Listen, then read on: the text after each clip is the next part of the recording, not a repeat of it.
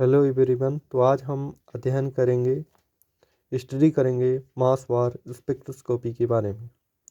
इसका इंट्रोडक्शन, इसका basic principle और इसका इंस्ट्रूमेंटेशन सहित आज हम देखेंगे। तो पहला इंट्रोडक्शन है, Mossbauer spectroscopy is also known as nuclear gamma resonance spectroscopy or NGRS. जो मास वार स्पेक्ट्रोस्कोपी होता है हम उसे न्यूक्लियर गामा रेजोनेंस स्पेक्ट्रोस्कोपी भी कहते हैं और शॉर्ट में इसे एनजीआरएस भी कहा जाता है।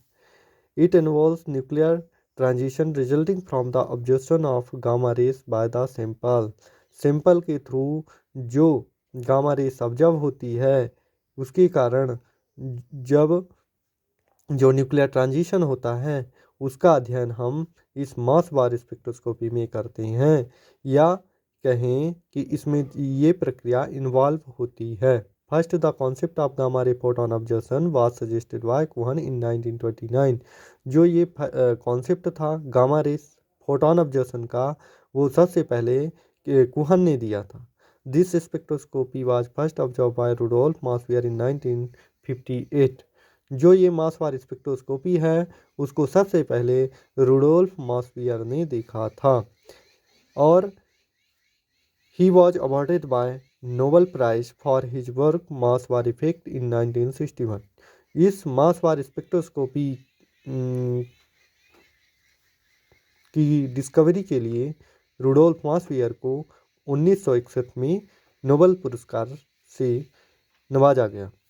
It has wide application in the field of physics, chemistry, biology as structural determination of metal complexes, physical and chemical properties determination, electron determination around nucleus, and different oxidation states of metal complexes।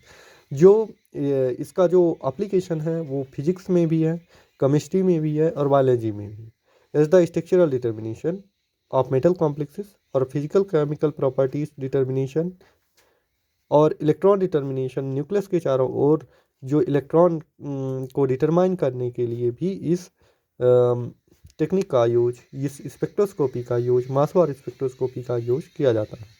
इसका जो basic principle है वो इस प्रकार है। It involves the recoilless emission and observation of gamma rays by a radio active nucleus. जो हम इससे पहले ही बता चुके हैं यहाँ पे इस पॉइंट पे, है ना, कि इसमें जो होता है वो रिकॉलेस मिशन होता है और रिकॉलेस ऑब्जर्वेशन भी होता है गामा रेस का। किसके थ्रू? रेडियो एक्टिव न्यूक्लियस के थ्रू, है ना। Atom in source emitting gamma rays must be the same isotope as the atom present in the sample observing them. कहने का मतलब ये है कि जो सोर्स इमिट कर रहा है गामा रेस को, वही उसी प्रकार के सेम आइसोटोप किस में प्रेजेंट होने चाहिए? उस सैंपल में जो सैंपल ऑब्जर्व कर रहा है उस गामा रेस रेडिएशन को। तो कहने का मतलब ये है कि जो सैंपल है और जो ऑब्जर्वर है, दोनों के जो एटम में जो आइसोटोप हैं वो सेम होने चाहिए, तभी ये स्पेक्ट्रोस्कोपी ऑब्जर्व होगी। सेकंड पॉइंट है the energy of gamma rays, the energy of gamma radiation should be in the range of 10 to 200 kilo electron volt. जो एनर्जी है गामा रेस की वो 10 to 200 किलो इलेक्ट्रॉन के बिटवीन होनी चाहिए, otherwise this spectroscopy not visible. The half life of gamma emitter source in the excited state should be within the limits of 10 की power minus 6 second to 10 की power minus 10 second. जो half life है gamma emitter source की वो excited state में 10 की power minus 6 और to 10 की पावर माइनस 10 सेकंड के बिटवीन होनी चाहिए। In Mossbauer observation spectroscopy a solid sample is exposed to a beam of gamma radiation and a detector measures the intensity of transmitted beam through the sample।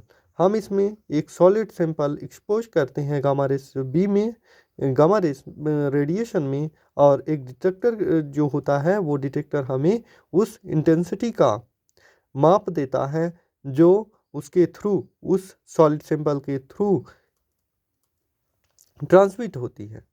The atoms in the source emitting the gamma rays must have the same isotope as the atom present in the sample observing them। तो कहने का बात ये है कि जो source है और जो ऑब्जर्वर है दोनों की आइसोटोप सेम होनी चाहिए।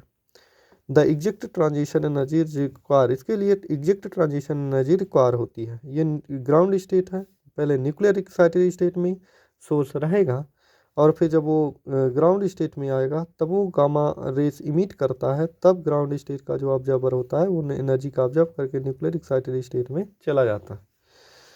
जैसे फॉर एग्जांपल अगर यक्स को हम रेडियो एक्टिव न्यूक्लियस मान लें तो जो जेड है और ए है ये डिफरेंट चीज़ें हैं।